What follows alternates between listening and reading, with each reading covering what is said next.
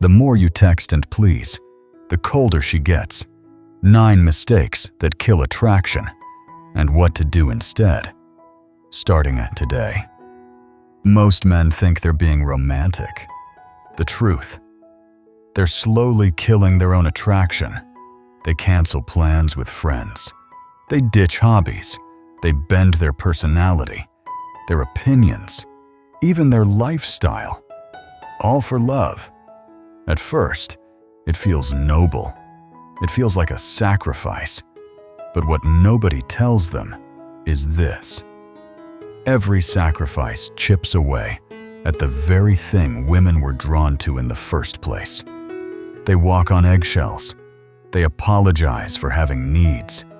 They defend choices that don't even feel like their own. Friends notice the change. The family asked what happened. But men convince themselves this is just commitment. What's really happening is erosion. Not growth, but slow self-destruction. Romance isn't what culture told you. It's not flowers, gifts, or endless compromise. It's a rigged system designed to test your boundaries, drain your energy, and reshape you into a weaker version of yourself. That's why so many men end up stuck in one-sided relationships, giving more, receiving less, and wondering why their love never feels enough. This video is not about becoming cold or selfish. It's about exposing the hidden traps that destroy men's value while pretending to prove their devotion.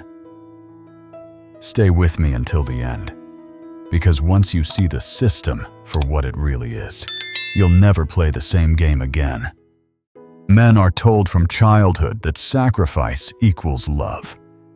Cancel your plans, drop your friends, change your lifestyle. If she's happy, the relationship survives.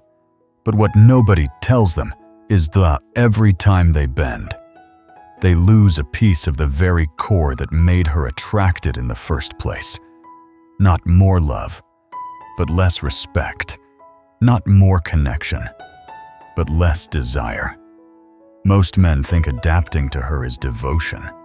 The truth is, adaptation becomes erosion.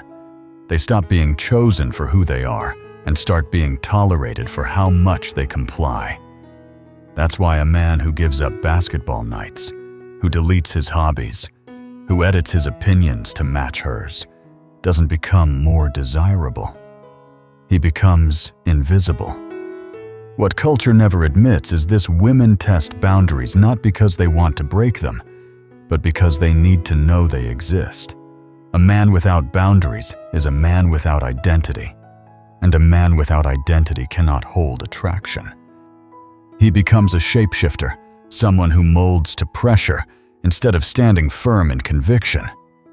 Here's the dark irony when men make her the center of their universe. She doesn't feel loved. She feels suffocated. What was meant as romance turns into pressure. What was meant as security turns into a cage. No woman can carry the weight of being the sole source of a man's happiness. She resents it, or she runs from it. Either way, he loses. Not independence, but dependence. Not strength, but weakness. This is how devotion mutates into kryptonite. Men think they're showing commitment. What they're really showing is a lack of self-respect. And respect is the oxygen of attraction. Without it, desire dies fast. The system wants men to believe compromise equals love. But the truth: every compromise teaches her he can be bent, reshaped, and controlled. Every concession lowers his value in her eyes.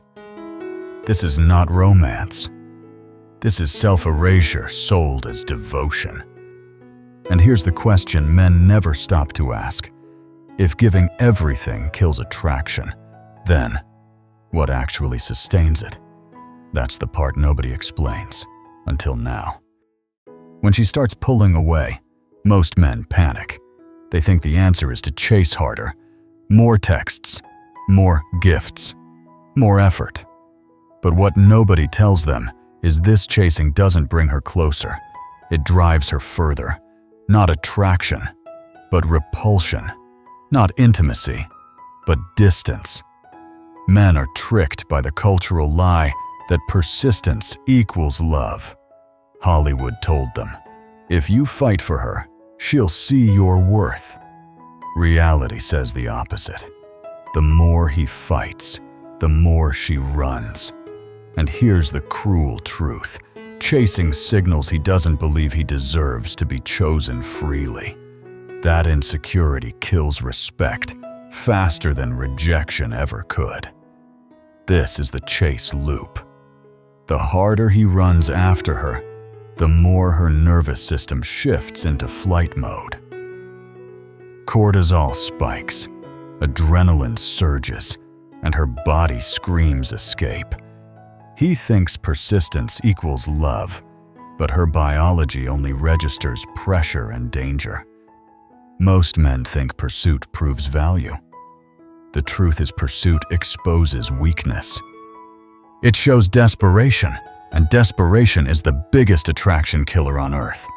When he runs after her, she doesn't think he loves me. She thinks he needs me more than I want him. And once she feels that imbalance, desire evaporates. The dynamic becomes a trap. He moves closer. She steps back. He chases again. She withdraws even further. Soon it's not romance. It's a cycle of obsession and avoidance. A slow dance where only one person is moving forward. And men convince themselves this is love, when really, it's a one-sided negotiation against gravity itself. What nobody explains is this: when women pull away, they're delivering vital information. They're showing their real level of interest. They're revealing their emotional availability. They're exposing whether they actually want a future with him. Chasing blinds men to this truth. It drowns the signal under a flood of pressure. Here's the counterintuitive punchline often. Stopping the chase is what gives attraction room to grow. Not more effort, but less. Not chasing, but space. And space is what allows genuine desire to return if it ever existed in the first place. So the real question is this: if chasing kills attraction and stopping creates possibility, then why are men conditioned to believe the opposite? That answer reveals the next layer of the scam. After the chase fails, many men fall into the next trap trying to fix her. They think if they help her change, if they guide her, if they improve her, then the relationship will finally work. But what nobody tells them is this: the moment he becomes her coach, he stops being her man. Not attraction, but therapy. Not romance, but repair work. Most men think fixing her proves commitment. The truth is, fixing her destroys polarity. He stops being the partner she's drawn to and becomes the caretaker she resents. When he positions himself as the solution, he automatically defines her as the problem. And who wants to sleep with their own problem?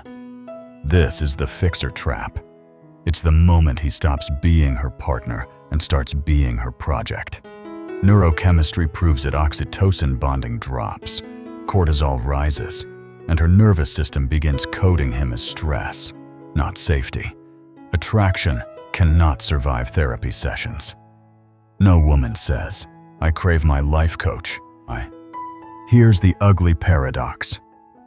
Intimacy requires acceptance. It demands that two people see and love each other as they are, not as they might become with enough effort. But men in the fixer trap don't date reality. They date potential. They build relationships not with a woman, but with a fantasy version of her. And fantasies can't love you back. What nobody admits is this: women feel insulted when a man tries to reshape them. Change implies she is inadequate. Improvement implies she is broken. And the second she feels that judgment, resistance flares, resentment builds, sexual attraction collapses. The dynamic mutates into mother-son energy, the most toxic polarity killer of all. Instead of fire, the relationship becomes therapy. Instead of passion, it becomes performance. He measures her progress like a project manager, while she feels suffocated by expectations she never asked for. He loses clarity too, because he can no longer judge compatibility honestly. He's dating who she should be, while ignoring who she actually is. Not guidance, but control. Not devotion, but disrespect. Because beneath the fixer role is arrogance, the belief that she cannot exist on her own terms. And that arrogance poisons respect at the core. Without respect, there is no attraction. Without attraction, there is no future. So here's the cliffhanger: if chasing kills desire, and fixing kills respect, then why do men keep repeating both traps? The shocking answer reveals the deeper machinery of the system. After failing to fix her, men fall into the oldest scam of all over giving. They think if they just pour in more love, more effort, more sacrifice, eventually she'll see their value. But what nobody tells them is this overgiving doesn't inspire reciprocity. It enables undergiving, not partnership, but charity, not balance, but dependency. Most men think generosity makes them irresistible. The truth is, generosity without boundaries makes them disposable. They give more emotion than she returns. They offer more intimacy than she invests. They spend more money, more time, more energy while she contributes less and less. This isn't romance. This is unpaid labor disguised as devotion. This is the overgiving spiral. He keeps pouring while she keeps withdrawing. The dopamine loop of desire never activates, because dopamine requires effort on both sides. Instead, serotonin comfort dominates predictable, safe, boring, and boredom is fatal to attraction. The more he gives without reciprocity, the less her body bonds to him. Here's the twisted outcome: the more he gives, the less she respects him. Why? Because value in relationships comes from balance, not from excess. A man who overfunctions creates no space for her to invest. She becomes a passive recipient, not an active partner. And humans never value what they don't have to work for. What nobody admits is this: the overgiving breeds resentment. At first, he convinces himself sacrifice is love. But soon he starts keeping score. He wonders why his effort goes unnoticed, why his devotion feels unappreciated. The answer is brutal, because it was never asked for. Love given without reciprocity doesn't feel like love. It feels like pressure, not strength, but insecurity, not confidence, but fear. Because beneath overgiving is the silent belief I'm not enough on my own. I must earn her affection by doing more. That mindset is exactly what attracts takers. The wrong women exploit it. The right women walk away from it. Either way, he loses. This is the dark math of romance. The harder men try to prove their worth, the faster their worth evaporates. And here's the punchline nobody wants to face: if giving more kills respect, and giving less feels selfish, then how do men ever find the balance? That answer unlocks the next trap. After overgiving comes the final cut: the erosion of self-respect. This is where men stop negotiating with reality and start negotiating with themselves. They silence opinions. They swallow discomfort. They trade authenticity for approval. And what nobody tells them is this: once respect is gone, attraction is already dead. Not romance, but submission. Not intimacy, but self-erasure. Most men think being flexible proves love. The truth is, flexibility without limits proves weakness. They allow behaviors from women they would never tolerate from friends, co-workers, or even strangers.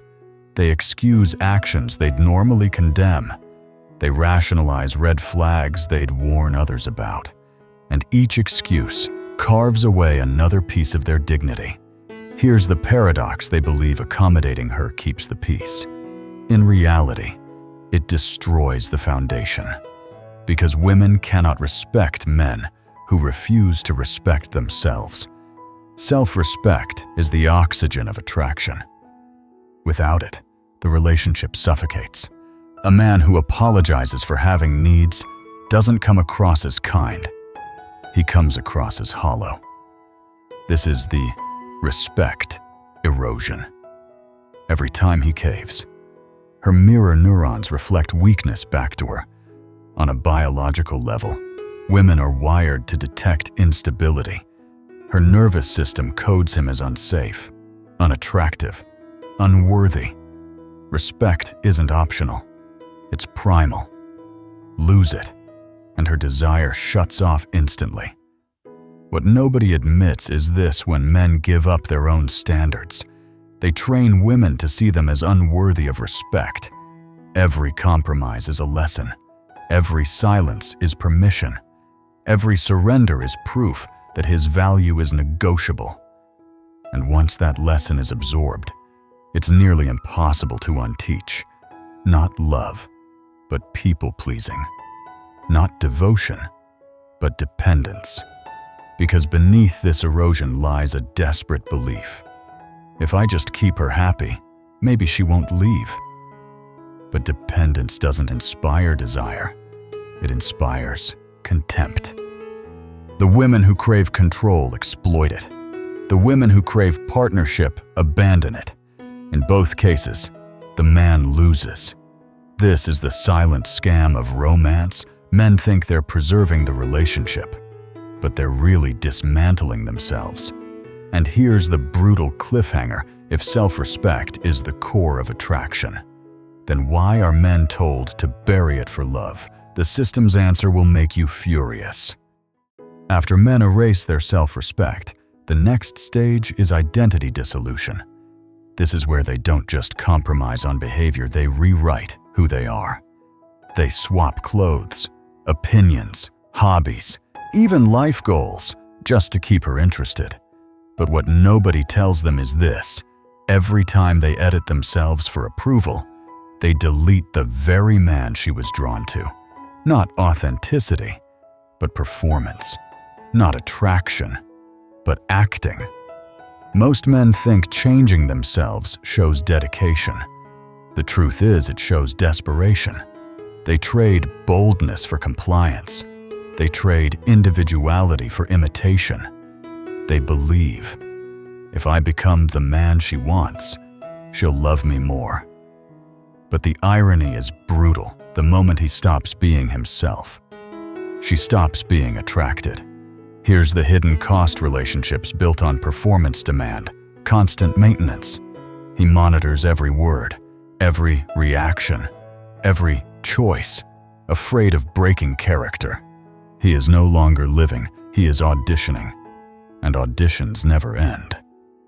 Instead of intimacy, he lives in anxiety. Instead of connection, he lives in self-censorship. This is the identity mask.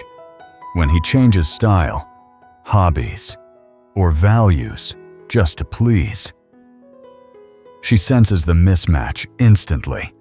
Her subconscious picks up the dissonance: words say one thing, body language says another.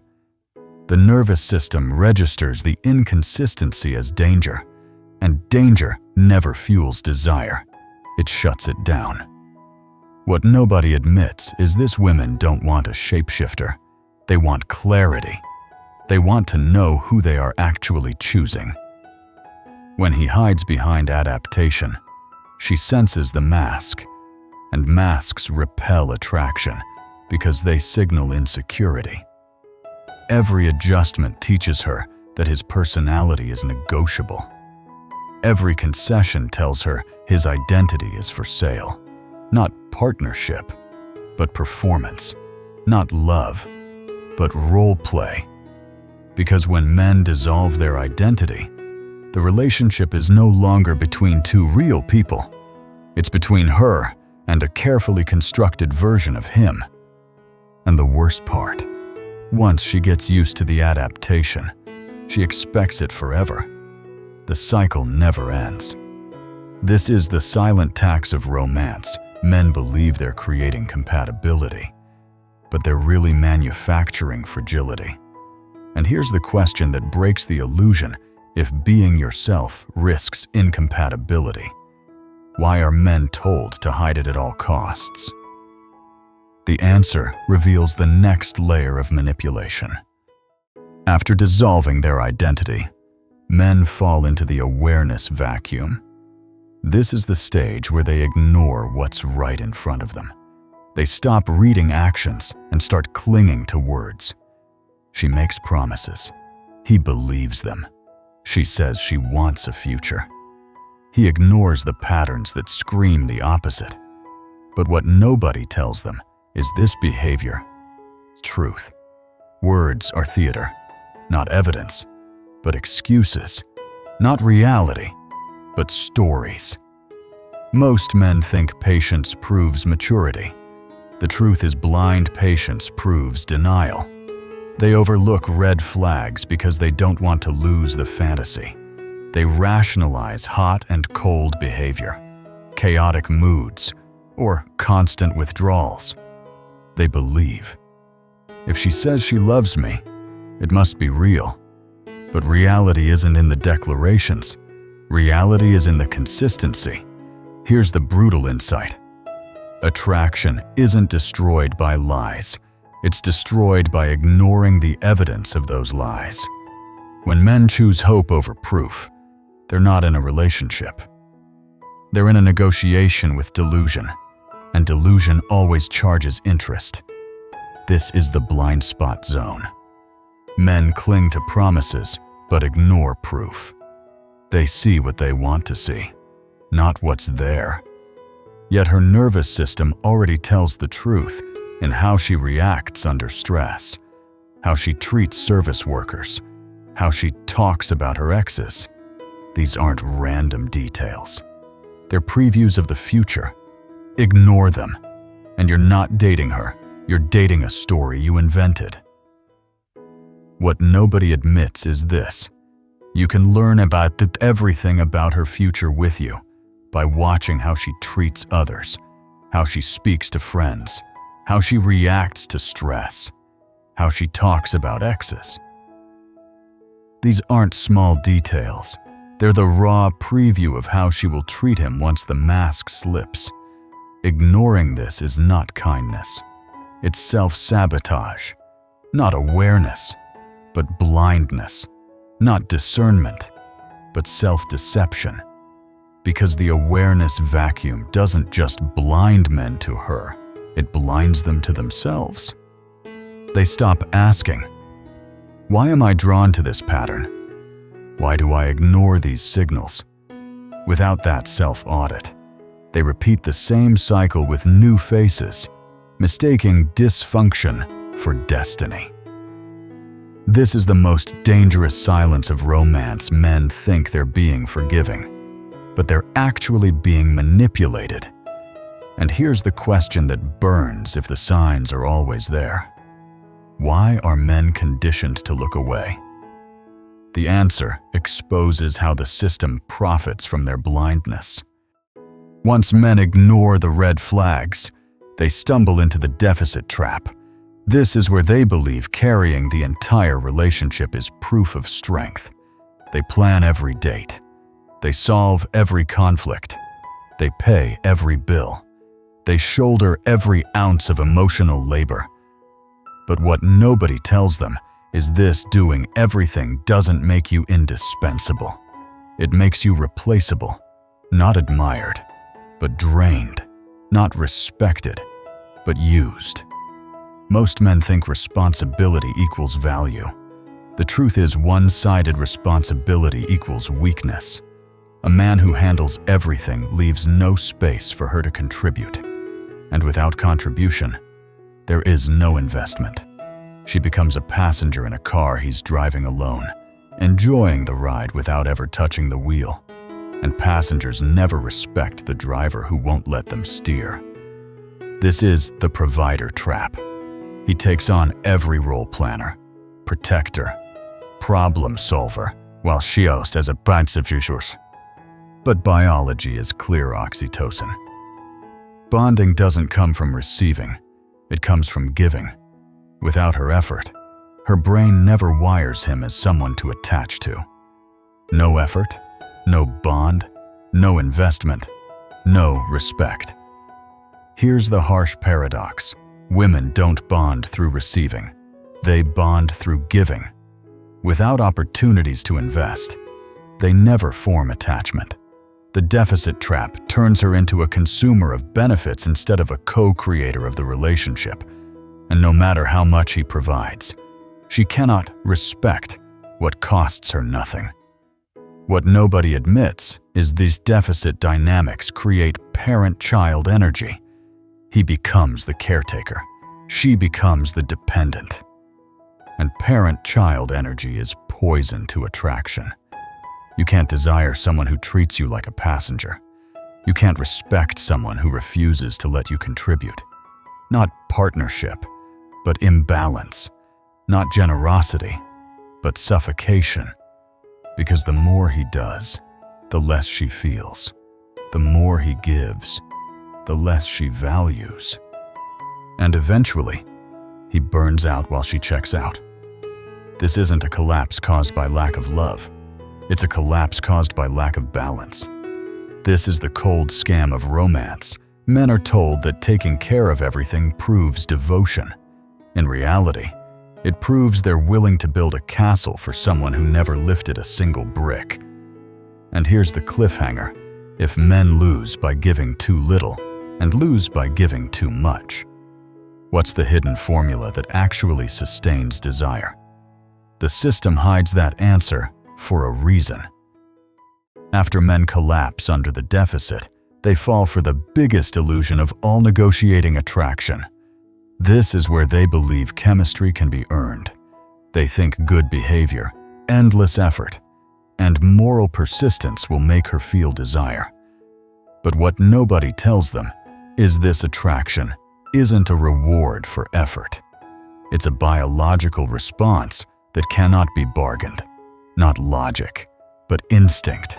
Not work, but chemistry. Most men think if they just try harder, she'll eventually want them. The truth is, effort can sustain attraction that already exists, but it can never create attraction where there is none. That's why a man can give her stability, loyalty, and consistency. Yet she still dreams about the guy who doesn't text back. Desire doesn't follow fairness. It follows nature. Here's the uncomfortable reality. Attraction is binary. It either sparks or it doesn't. You can't convince her hormones. You can't argue with her nervous system. And the more you try to negotiate, the more you prove you don't understand the game. Nothing kills desire faster than the sense that it's being manufactured. This is the attraction bargain. Men think effort can rewrite biology, but it can't. Attraction lives in the limbic brain, not in logic. In milliseconds, her nervous system scans confidence, strength, and vitality. Dopamine fires, or it doesn't. You can't negotiate adrenaline. You can't persuade hormones. Attraction is instinctual, not contractual. What nobody admits is that negotiating attraction turns men into performers. They live in a constant audition, working for a role that was never available. And the irony, the harder they perform, the less authentic they appear. Authenticity fuels attraction. Performance drains it. Not magnetism, but manipulation. Not passion, but pressure. Because when men beg attraction to exist, they're not creating love. They're creating obligation. And obligation is the graveyard of desire. No woman ever says, "I want him because he tried the hardest." They say, "I want him because I can't help it." That difference is the entire game. This is the brutal scam of romance. Men are taught to negotiate something that was never up for negotiation. And here's the cliffhanger: if attraction can't be earned, then how do men stop wasting years chasing women who were never drawn to them in the first place? The answer requires the final reality check. After years of chasing, fixing, overgiving, dissolving, and negotiating, men arrive at the final wall, the reality check. This is where all illusions collapse, because what nobody tells them is this: love doesn't conquer incompatibility. Not potential, but reality. Not what she could be, but what she is right now. Most men think time will fix differences. The truth is, time magnifies them. Lifestyle clashes don't soften with love, they sharpen. Opposite values don't align with effort, they fracture. A woman who isn't emotionally available today won't magically become secure tomorrow. Wrong people don't turn into the right partners with more patience. They just waste more years of your life. Here's the brutal awakening: compatibility isn't about rare sparks or sweet promises. It's about consistency. It's how she communicates under stress. It's how she handles money, family, priorities, and conflict. These are not small details. They're the blueprint of your future. Ignore them, and you're not choosing a partner. You're choosing disappointment over a delay. This is the reality audit. It strips away fantasy and demands evidence: stress responses, conflict patterns, emotional regulation. These are the biological and psychological fingerprints of compatibility. Her nervous system shows you the truth long before her words do. If it doesn't align now, it won't align later. Not potential, but proof. Not hope, but evidence. What nobody admits is this: men stay in broken relationships not because they're blind, but because they're addicted to potential. They fall in love with the highlight reel of what could be, while ignoring the full movie of what actually is. They date fantasy, not evidence, and fantasy always ends in regret. Not hope, but delusion. Not destiny, but denial. Because reality-based love demands hard choices. Sometimes the most romantic act isn't holding on. It's walking away from the wrong person to make space for the right one. This is the final scam of romance. Men are trained to ignore reality in favor of possibility. But the truth is clear. Healthy love doesn't ask you to erase yourself, sacrifice endlessly, or wait for someone to change. Healthy love is built by two whole people who choose each other freely, right now, as they are. And here's the closing question, the one that decides everything. If romance, as you've been taught, is a system designed to drain you, then what would relationships look like if men finally stopped playing by those rules? The answer doesn't just change dating. It changes the entire game. Most men stay stuck. You won't. Subscribe and become unbreakable.